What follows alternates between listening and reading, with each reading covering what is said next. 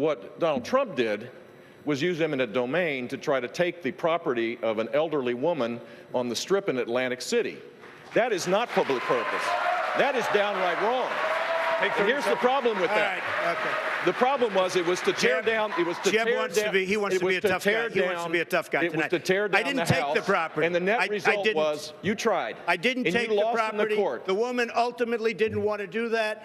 That is not true. And the simple fact is, to turn this into a limousine parking lot for his casinos is not a public use. And in Florida, based on what we did, we made that impossible. It is part of our Constitution.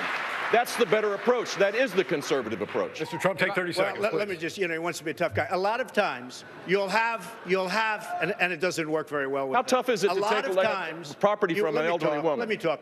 Quiet. How tough is it? A lot of times,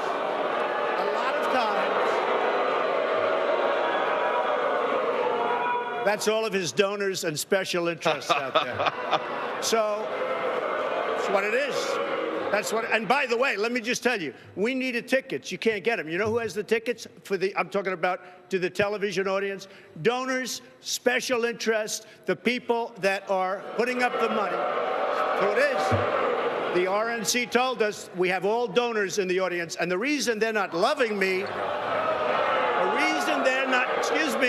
the reason they're not loving me is I don't want their money. I'm going to do the right thing for the American public. I don't want their money. I don't need their money. And I'm the only one up here that can say that. Eminent domain, the Keystone Pipeline, do you consider that a private job?